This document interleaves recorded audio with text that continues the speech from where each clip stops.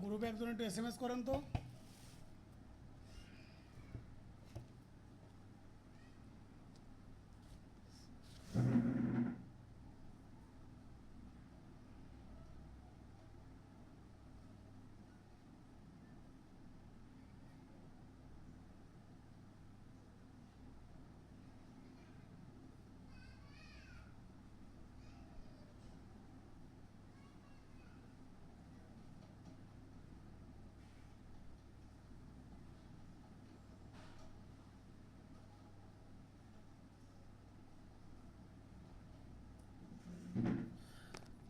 গ্রুপে কেউ একজন একটু SMS করেন।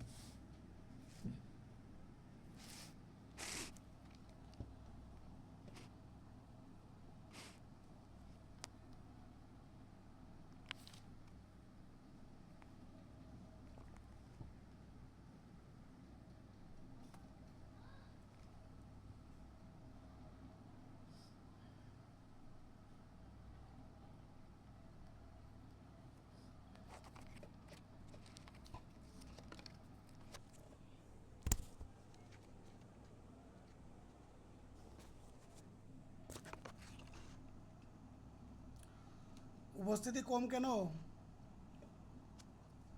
গ্রুপে SMS করেন নাই?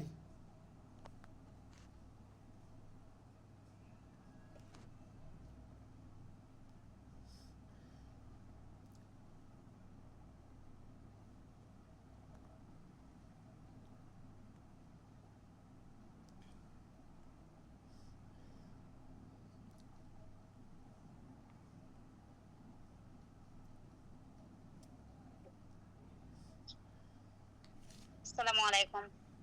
ওয়ালাইকুম আসসালাম। কে বলতেছেন? ভাইয়া কামরুন নাহার। আচ্ছা, এই যে আরেকটা কি যেন দেখলাম, জি ভাইয়া, নাম সেট ফুল করতেছি। ফুললান আক্তার, ইনি আপু, আপনি কে? আসসালামু আলাইকুম ভাইয়া, আমি কথা কাব্য। ও আচ্ছা আচ্ছা, ঠিক আছে।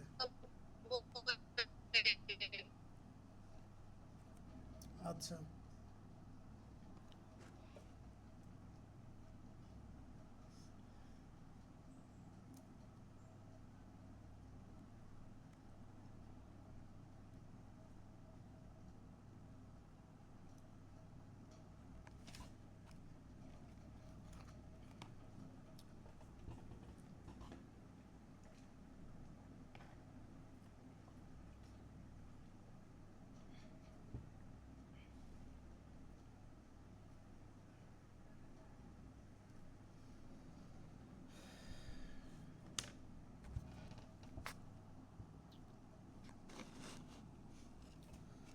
আশা করি সবাই ভালো আছেন।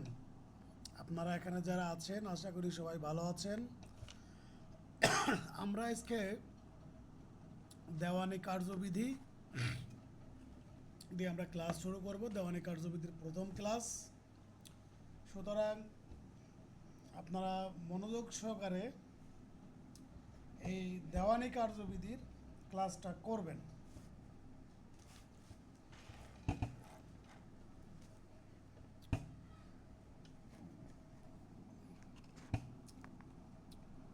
ভাবছিলাম যে উপস্থিত আরও বাড়বে, কিন্তু দেখা যাচ্ছে উপস্থিতি তুলনামূলকভাবে কম।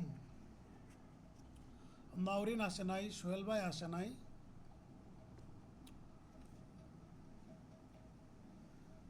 মুক্তা আসে নাই এখনো।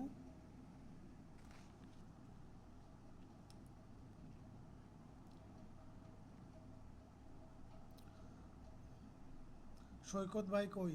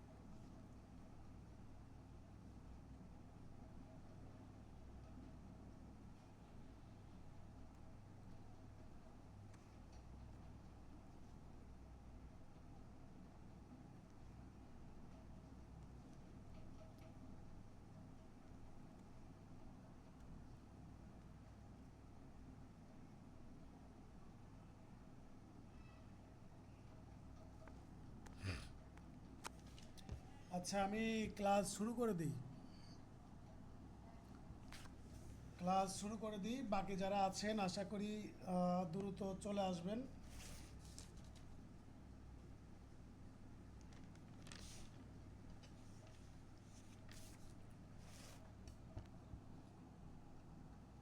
নওরিন আপু, লেট হলো কেন? ভাইয়া কারেন্ট ছিল না। আপনারা এই লাস্ট যে 2-1 মাস আছে, এই 2-1 মাসে আপনারা একটু মোবাইল আর কি নেট কিনে রাখবেন।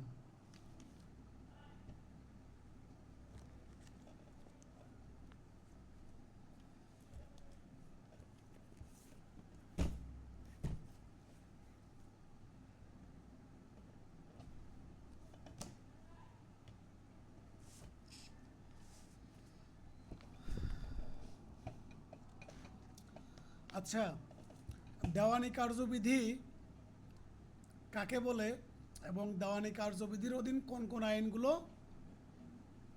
আপনার বিচার হবে, এই বিস্তারিত বিষয় হচ্ছে, এবং কোন কোন মামলাগুলো। দেখেন, যেই মামলাটা সম্পত্তির সাথে সম্পর্কিত এবং কোনো পদের সাথে সম্পর্কিত, এই দুইটা বিষয়কে বলা হচ্ছে দেওয়ানি প্রকৃতির মামলা। তাহলে জমি জমা সংক্রান্ত এবং কোনো পদ রিলেটেড যদি কোনো সমস্যা থাকে, তাহলে সেইটাকে বলা হচ্ছে আপনার দেওয়ানি সংক্রান্ত মামলা। এই দেওয়ানির মামলাগুলো, যত ধরনের দেওয়ানি রিলেটেড আইন আছে, সবগুলোই আপনার এই দেওয়ানি কার্যবিধিকে অনুসরণ করে সেই মামলার বিচার, অনুসন্ধান এবং অন্যান্য যে পদ্ধতিগুলো আছে সেগুলো অনুসরণ করতে হবে। এখন এই দেওয়ানি কার্যবিধির কতগুলো মৌলিক ধারণা আছে বা মৌলিক ইনফরমেশন আছে। যেমন ধরেন, এই দেওয়ানি কার্যবিধি সর্বপ্রথম বিধিবদ্ধ করা হয় 1859 সালে এবং প্রণয়ন করা হয় 1908 সালে প্রণয়ন করা হয় এবং 1909 সালের 1 জানুয়ারি এটা আপনার কার্যকর করা হয়। এই দেওয়ানি কার্যবিধিতে মোট ধারা আছে 168টা, 58টা ধারা আছে এবং আদেশ আছে 151টা, 51টা আদেশ আছে। এখন মোট তফসিল বলবৎ আছে 3টা, মোট 3টা তফসিল বলবৎ আছে। এবং এই দেওয়ানি কার্যবিধি আপনার পদ্ধতিগত আইন। এই পদ্ধতিগত আইন কোনটা এবং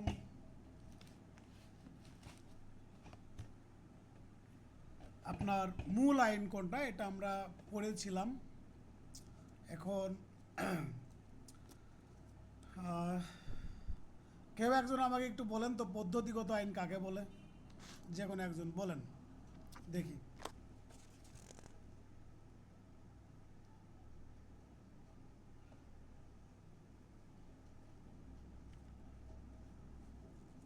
আসসালামু আলাইকুম স্যার।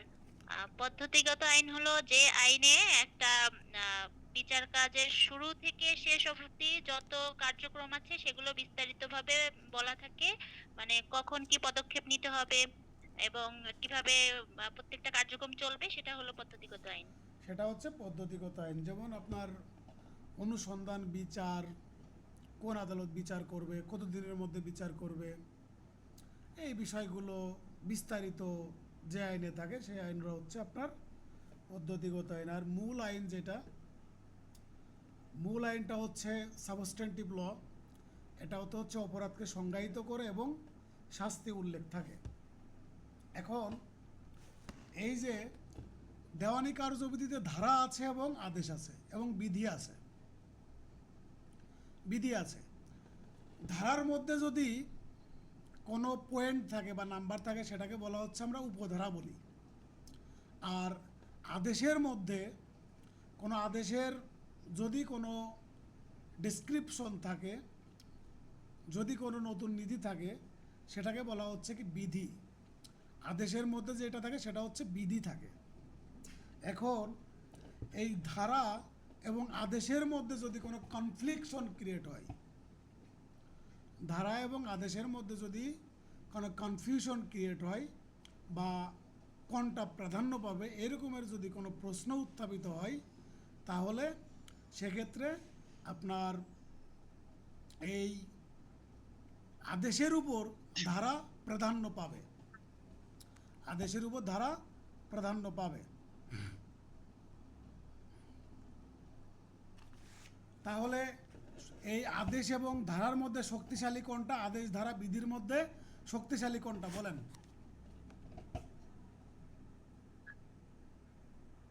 ধারা। ধারা হচ্ছে শক্তিশালী। আদেশ। হ্যাঁ, ধারা হচ্ছে শক্তিশালী। আদেশ এবং ধারার মধ্যে যদি কনফিউশন ক্রিয়েট হয় বা কন্ট্রাডিক্টরিতে চলে যায়, তখন আদেশকে আমরা আদেশের উপরে ধারাকে প্রাধান্য দিব। তারপরে দেখেন, এই ধারা আপনার সংশোধন করতে পারে শুধুমাত্র বাংলাদেশের জাতীয় যে সংসদ আছে, এই সংসদ কি করতে পারে? সংশোধন করতে পারে। আর যে আদেশ আছে, এই আদেশ হচ্ছে আপনার সংসদ এবং বাংলাদেশে যে সুপ্রিম কোর্ট আছে, এই সুপ্রিম কোর্ট এবং সংসদ উভয়ই কি করতে পারে? আদেশ সংশোধন করতে পারে, পরিবর্তন করতে পারে। কিন্তু ধারা সংশোধন করবে শুধুমাত্র বাংলাদেশে যে সংসদ আছে, এই সংসদ কি করবে? সংশোধন করবে। এটা গেল। আর এই দেওয়ানি কার্যবিধি সমগ্র বাংলাদেশে প্রযোজ্য হইবে। সমগ্র বাংলাদেশে কি হবে? এর প্রযোজ্যতা আছে। কোনো এরিয়াতে আপনার কোনো বাদ নাই। যেমন চট্টগ্রাম, বিশেষ করে চট্টগ্রাম, খাগড়াছড়ি, বান্দরবন বা আদার্স অন্যান্য সাইড, কোনো সাইডেই আপনার এর কোনো বার্ডেন্স নাই। তাহলে এই দেওয়ানি কার্যবিধি সমগ্র বাংলাদেশে কি হবে? বলবৎযোগ্য হইবে। হ্যাঁ, ঠিক আছে। এখন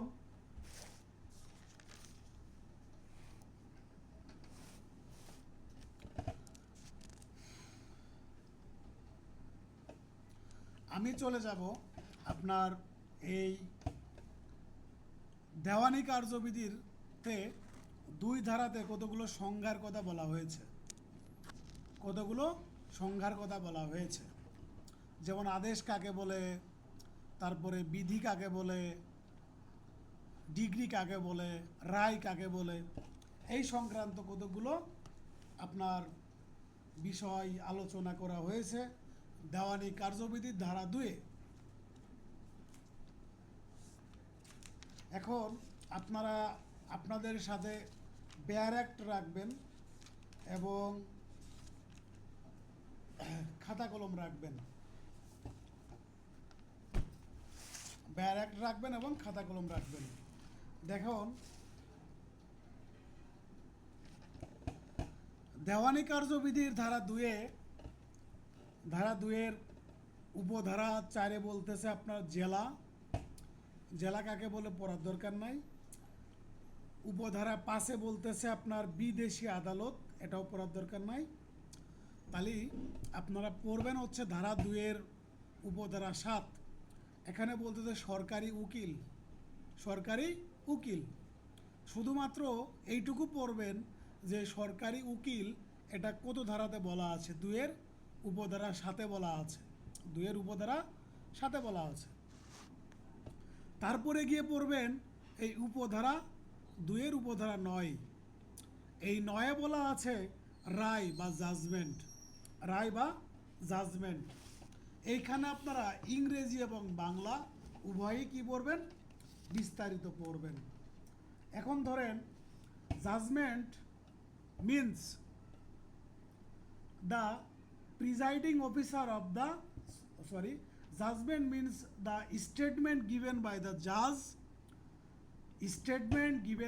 judge of the grounds of a degree or order। তাহলে কি দাঁড়াইলো, রায় বলতে ডিগ্রি এবং আদেশের যুক্তি হিসেবে বিচারক যে বর্ণনা দেয়। তাহলে রায় হচ্ছে এই আদেশ এবং ডিগ্রি এর ভিত্তি হিসেবে বা যুক্তি হিসাবে যে বর্ণনা দিয়ে থাকে সেটা হচ্ছে রায়। এখন ধরেন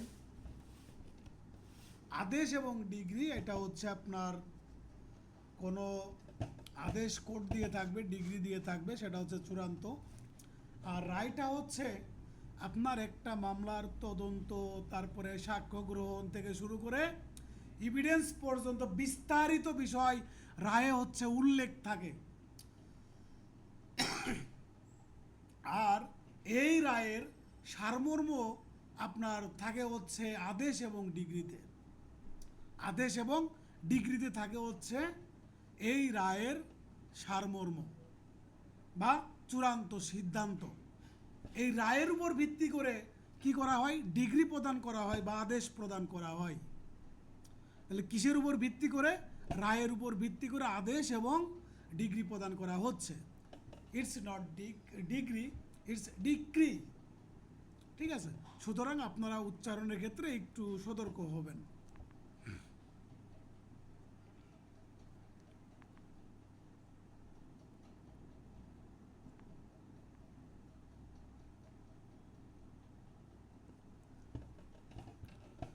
হ্যাঁ, এটা গেল হচ্ছে আপনার এই ধারা 2 উপধারা 9।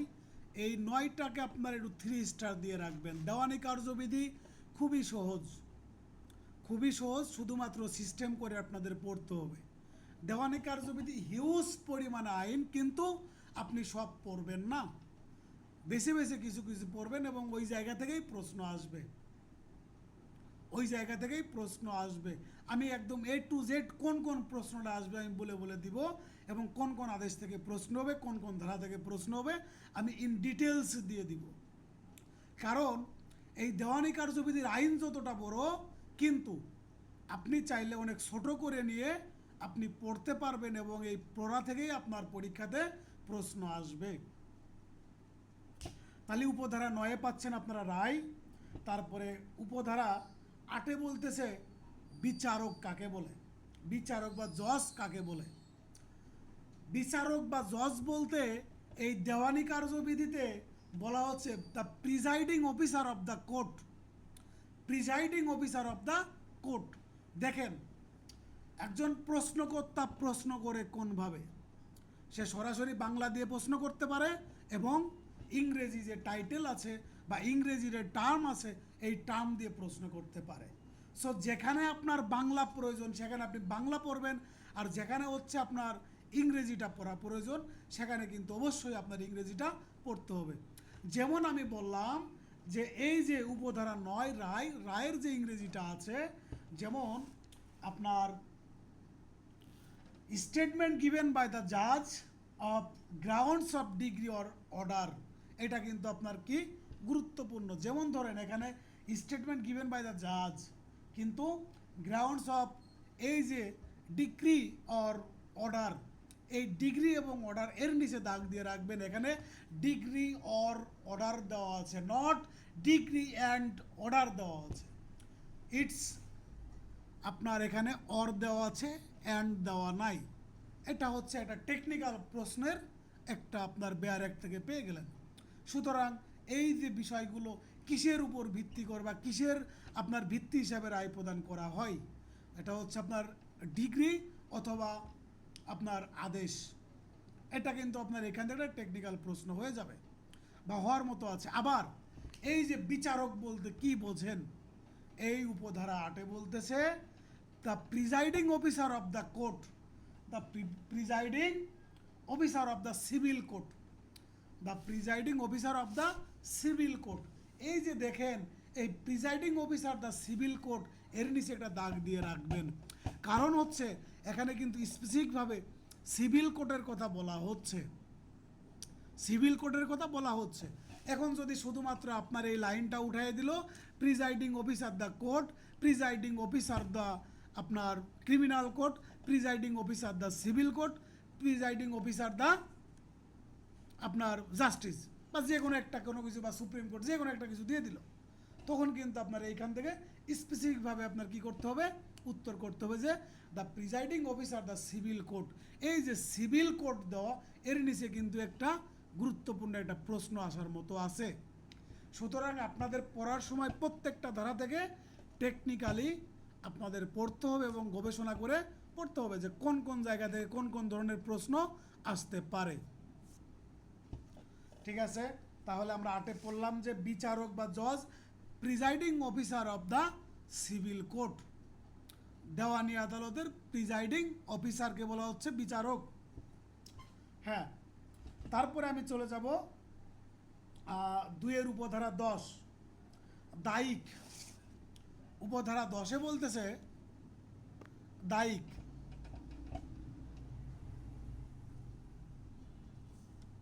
Just a minute.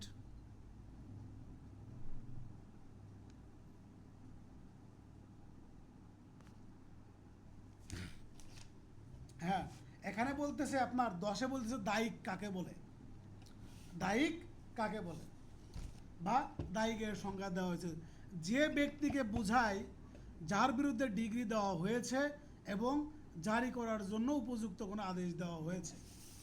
দায়িক এবং ডিগ্রিদার এই দুইটা জিনিস আপনাদের বুঝতে হবে। যারা সিভিল প্র্যাকটিস করেন, অর্থ ঋণের মামলা পরিচালনা করেন, তারা কিন্তু এটা কিন্তু ইজিলি বুঝতে পারবেন।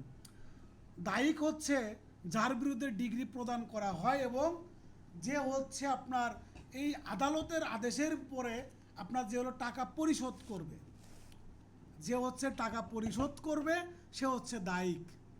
আর ডিগ্রিদার, ডিগ্রিদার বলতে বোঝাচ্ছে যে হচ্ছে টাকা পাবে। আমি আপনাদের বোঝার সুবিধার্থে আমি এই শব্দগুলো ব্যবহার করতেছি, যদিও এইগুলো বইয়ের শব্দ না যে টাকা পাবে, যে টাকা দিবে, এরকম কোনো কিছু বলা নাই। তারপরে আপনাদের বোঝার সুবিধাতে আপনারা বুঝতে পারেন, মানে দায়িক বলতে যে একজন ব্যক্তি দায়িক হয়ে আছে, যে হচ্ছে আরেকজনেরকে কি করবে, কিছু পরিশোধ করবে, তাহলে এই ব্যক্তিকে বলা হচ্ছে দায়িক। আর ডিগ্রিদার বলতে বোঝাচ্ছে যে ব্যক্তি হচ্ছে পাবে, অন্য একজন ব্যক্তির কাছে বা যার বিরুদ্ধে ডিগ্রি দেওয়া হয়েছে সেই ব্যক্তির কাছে টাকা পাবে। ঠিক আছে, তাহলে দায়িক এবং ডিগ্রিদার এই দুইটা জিনিস পাইলেন। তারপরে আমি চলে যাব আপনার এই উপধারা 11-তে। এখানে বলতেছে লিগ্যাল রিপ্রেজেন্টেটর বা লিগ্যাল রিপ্রেজেন্টেটিভ। লিগ্যাল রিপ্রেজেন্টেটিভ বলতে কি বুঝেন বা কাকে বলে এবং কত উপধারাতে বলা আছে। এখানে আপনার কোনো ব্যক্তির প্রতিনিধিত্ব বোঝাচ্ছে। যেমন ধরেন আপনি একজন এই যে বিধিকে দিয়ে বোঝায়। বিধি হচ্ছে আপনার একজন দেশের গণ্যমান্য ব্যক্তি, তার একজন পাড়া প্রতিবেশী আছে। এখন পরবর্তীতে সেই পাড়া প্রতিবেশী আপনার একটা সমস্যাতে ভুগলো বা সমস্যাতে পড়লো। এখন এই বিধিকে ওই ব্যক্তি কি করলো, তার প্রতিনিধি হিসাবে নিয়োগ করলো। প্রতিনিধি হিসাবে নিয়োগ করলো, তখন যখন প্রতিনিধি হিসাবে নিয়োগ করেছে তখন এই বিধি হচ্ছে ওই ব্যক্তির পক্ষ নিয়ে ওই ব্যক্তির কার্যক্রমগুলো পরিচালনা করবে।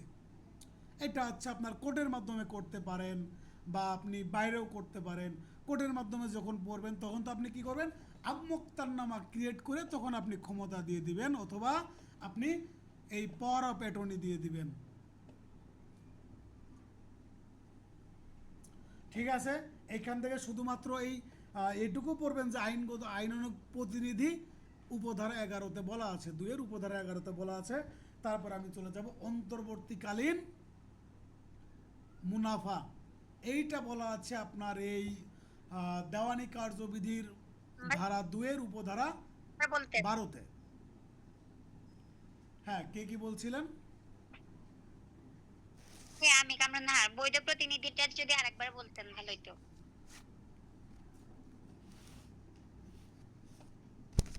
আচ্ছা দেখেন, যে ব্যক্তিকে বোঝায় সে হচ্ছে আপনার আইনগুলো মৃত ব্যক্তির সম্পত্তির প্রতিনিধিত্ব করেন, যে ব্যক্তি মৃত ব্যক্তির সম্পত্তির পরিচালনা করেন, এবং যে ব্যক্তি প্রতিনিধি হিসেবে মোকদ্দমা করে, প্রতিনিধি হিসাবে যার বিরুদ্ধে মোকদ্দমা করা যায়, এবং তার মৃত্যুর পর যে ব্যক্তির উপর সম্পত্তি বর্তায় তিনিও এর আওতাধীন হবেন। এখানে মৃত ব্যক্তির প্রতিনিধি হইতে পারে, জীবিত ব্যক্তির প্রতিনিধি হইতে পারে, সম্পত্তির প্রতিনিধি হইতে পারে। প্রতিনিধি বলতে বোঝাচ্ছে যে দায়িত্ব আরেকজনের উপর দিয়ে দেওয়া বা দায়িত্ব প্রদান করা। এই যে কামরুল নাহার, এটাকে আবার কেয়ারটেকার বলা যায়। কেয়ারটেকার জিনিসটা আলাদা, কেয়ারটেকার জিনিসটা আলাদা। আলাদা জিনিস স্যার। হ্যাঁ, কেয়ারটেকার সেটা হচ্ছে আপনি, সে বৈধ হইতে পারে, নাও হইতে পারে। পাওয়ার পেটনটা কি কার্যকর হবে? হ্যাঁ লতিফ ভাই, এখানে তো বৈধ আইনগত কোনো প্রতিনিধির কথা বলা হয়েছে, এখানে তো কেয়ারটেকার আসবে না, সম্ভবত কোনো অ্যাডভোকেটের কথা বলা হয়েছে। জি জি জি, লতিফ ভাই কি বলছিলেন? আর বলছিলাম কোন মৃত ব্যক্তি কি উপরে পাওয়ার পেটনে দিয়ে গেলে কি ওটা কি কার্যকর হবে? মারা যাওয়ার পরও কি ওটা কার্যকর হবে কি ওইটার? পাওয়ার অফ অ্যাটর্নি যদি দিয়ে যায় এবং সেখানে যদি ওই যে ব্যক্তি আপনার মৃত, সেই ব্যক্তি পাওয়ার অফ অ্যাটর্নিতে কী কী দিল যে আমার সম্পত্তি আমার কল্যাণে বা অমুক কাজে আমার এই যাকে পাওয়ার অফ অ্যাটর্নি দিয়েছি সে ব্যবহার করতে পারবে, বিক্রয় করতে পারবে এবং কাজ পরিচালনা করতে পারবে আমার অবর্তমানে, তখন সেই ব্যক্তি যদি মারা যায় তাহলে সেই ব্যক্তিও আপনার এগুলো করতে পারবে, কারণ ক্ষমতা তো দিয়েই যাচ্ছে। এবং আপনার যদি এই পাওয়ার অফ অ্যাটর্নির শর্তে যদি উল্লেখ থাকে যে আমি মারা যাওয়ার পরে এই পাওয়ার অফ অ্যাটর্নির কার্যকারিতা শেষ হয়ে যাবে, তখন কিন্তু এটার কোনো কার্যকারিতা থাকবে না। কারণ পাওয়ার অফ অ্যাটর্নি বলতে কী বোঝাচ্ছে, এখানে কিন্তু একদম A to Z কন্ডিশন দেওয়া থাকে, শর্তগুলো দেওয়া থাকে। সুতরাং আমি কোন কোন ক্ষমতা দিব এবং কোন কোন ক্ষমতা দিব না, এটার উপর ডিপেন্ড করতেছে যে কার্যকর হবে কি হবে না। হ্যাঁ, তাহলে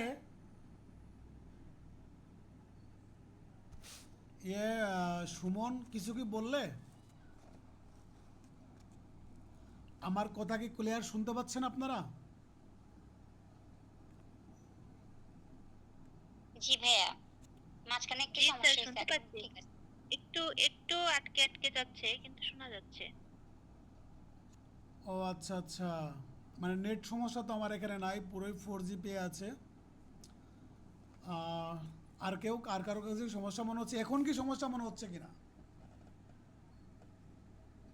না না, এখন ক্লিয়ার। এখন ঠিক আছে। সুমন ক্লিয়ার শুনতে পাচ্ছ? সুমন?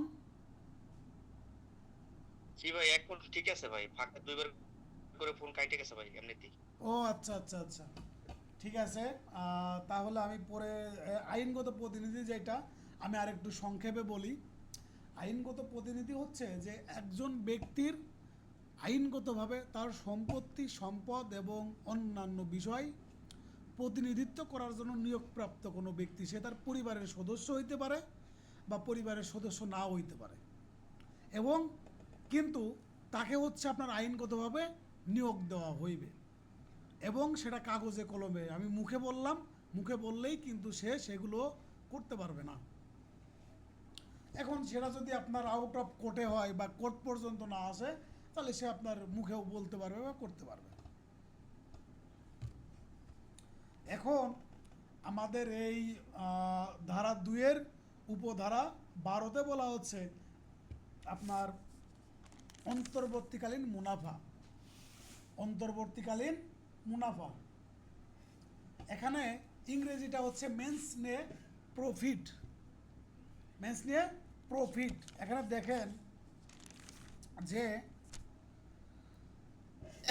এইটা কিন্তু আপনার খুব গুরুত্বপূর্ণ। এই যে উপধারা 12 যেটা, এইখান থেকে মাঝে মাঝে প্রশ্ন আসে পরীক্ষাতে, যেখান থেকে মাঝে মাঝে পরীক্ষাতে প্রশ্ন আসে, সেটা অবশ্যই গুরুত্বপূর্ণ, অবশ্যই গুরুত্বপূর্ণ। সুতরাং, এবং এটা এমনিতেও অনেক গুরুত্বপূর্ণ, সুতরাং এটা আপনারা একটু ভালো করে পড়বেন।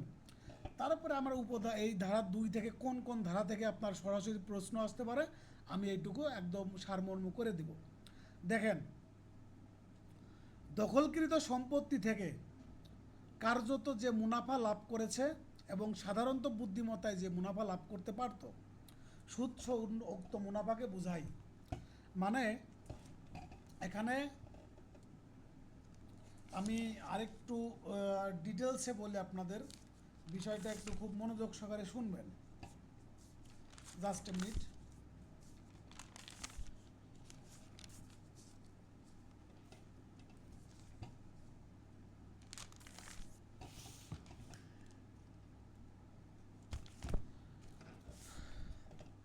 অন্তর্বর্তীকালীন মুনাফা বলতে বোঝায় যে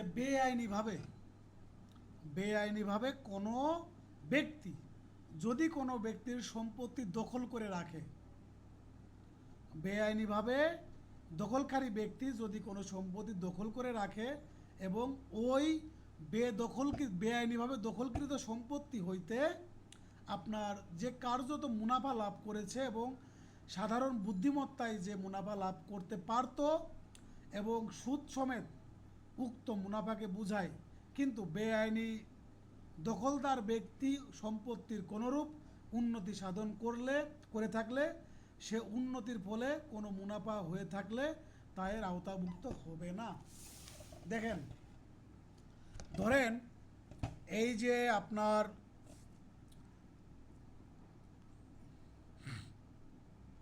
সৈকত ভাইয়ের একটা সম্পত্তি আছে, প্রপার্টি আছে, ঢাকা শহরে প্রপার্টি আছে, ওই প্রপার্টি আপনার এই লতিফ ভাই হচ্ছে বেআইনিভাবে দখল করে রাখলো, বেআইনিভাবে দখল করে রাখছে।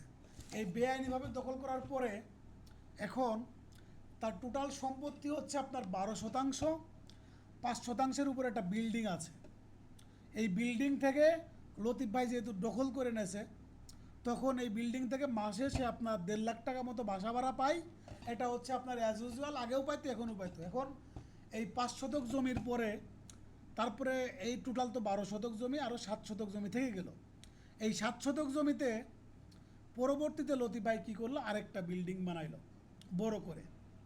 এখন ওই বিল্ডিংয়ে কি করেছে, ওই বিল্ডিং থেকে লতিফ ভাই 2 লাখ টাকা মতো প্রত্যেক মাসে বাসা ভাড়া পায়। এখন ওই বিল্ডিং হচ্ছে লতিফ ভাই পরবর্তীতে কি করছে, আপনার বিল্ডিং করেছে, উন্নয়ন সাধন করেছে। এইটা আপনার কি হবে না, অন্তর্বর্তীকালীন মুনাফা হিসেবে গণ্য হইবে না। কিন্তু ওই যে আগে যে প্রপার্টি ছিল এবং ওই প্রপার্টি দখল করে নিয়েছে, ওই দখলকৃত সম্পত্তি থেকে অ্যাজ ইউজুয়াল বা সাধারণভাবে এবং সাধারণ বুদ্ধিমত্তায় যে পরিমাণ মুনাফা লাভ করতে পারবে, সেই মুনাফাকে বলা হচ্ছে কি অন্তর্বর্তীকালীন মুনাফা। এখানে হবে কি কি কন্ডিশন আছে, বেআইনিভাবে দখল থাকবে এবং অন্তর্বর্তীকালীন আপনার এই মুনাফা যদি হইতে হয়, তাহলে দখলকৃত সম্পত্তিতে কার্যত যে মুনাফা লাভ করেন এবং সাধারণ বুদ্ধিমত্তায় যে মুনাফা লাভ করেন, কিন্তু সে যদি ওই সম্পত্তিতে কোনো উন্নয়ন সাধন করেন, এই উন্নয়ন সাধনের ফলে যদি কোনো লাভ করেন, সেটা কি হবে না, অন্তর্বর্তীকালীন মুনাফা বলে গণ্য হইবে না, মিন্স নে প্রফিট বলে গণ্য হইবে না, যদি কোনো ডেভেলপ করে থাকেন। বুঝতে পেরেছেন?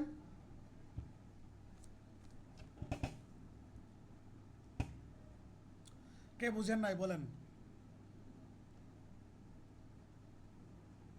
আরেকটু বোঝান, বুঝি নাই। জি ভাই।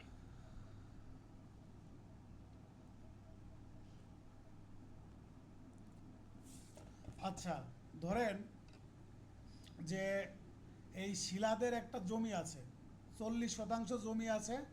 ওই জমিতে আপনার শিলারা প্রত্যেক বছর আপনার 80 মণ মতো ধান পায়। 80 মণ মতো কি ভাই ধান পায় 40% জমি থেকে। এখন পরবর্তীতে এই শিলাদের সাথে মুক্তাদের একটা ঝগড়া বিবাদ বাঁধলো। এই ঝগড়া বিবাদ বাঁধার পরে এখন তো এই শিলাদের যে আপনার 40% জমি, ওই জমিতে সচরাচর প্রত্যেক বছর 80 মণ মতোই ধান উৎপাদন করে এবং 80 মণ মতো ধান পায়।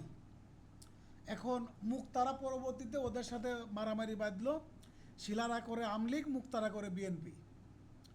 যদিও পার্সোনালি নেবেন না, আমলিগ এবং বিএনপি। যখন বিএনপি ক্ষমতায় আসলো, শিলাদের ওই জমি 40% জমি মুক্তারা দখল করে নিল। এই দখল করে নেওয়ার পরে পরবর্তীতে আপনার তাহলে ওই যে যে সম্পত্তি ছিল, ওই সম্পত্তিতে আপনার সাধারণত প্রত্যেক বছর 80 মণ মতো ধান পায়। এখন পরবর্তীতে মুক্তারা কী করলো, ওই জমিতে একটা পুকুর খনন করলো। ওই 40% জায়গায় 10% জমিতে পুকুর খনন করেছে, করে মাছ চাষ করতেছে। আমাদের সেশনটা যদি এখনই কেটে যায়, আপনারা দ্রুত আবার যুক্ত হবেন, আমি লিঙ্ক দিব, ঠিক আছে? আর আমি বলতেই থাকি এখন, হ্যাঁ মনোযোগ সহকারে শোনেন। তাহলে এটা পুকুর কাটলো, পুকুরে এখন মাছ চাষ করবে। প্রত্যেক বছর প্রায় 5 লাখ টাকার মতো মাছ মুক্তারা বিক্রয় করে এবং আপনার বেচে। এখন এই যে মাছ, আগে তো ওই জমিতে পুকুর ছিল না, তাহলে এইটা হচ্ছে ওই জমিকে ডেভেলপ করে আর অর্থবহুল করে ফেলছে। তাহলে এই মধ্যবর্তীকালীন মুনাফা এইটাই হবে যে আগে এই শিলারা যে পরিমাণ অর্থ আর কি ওই জমি থেকে আপনার লাভ করতে পারতো, সেটা হচ্ছে আপনার অন্তর্বর্তীকালীন মুনাফা বলে গণ্য হবে। কিন্তু এই আপনার মুক্তারা যে ডেভেলপ করেছে, ডেভেলপের পরে যে আপনার অতিরিক্ত মুনাফা পাচ্ছে, এইটা আপনার এই অন্তর্বর্তীকালীন মুনাফা হিসাবে গণ্য হইবে না। ঠিক আছে? বুঝতে পেরেছেন?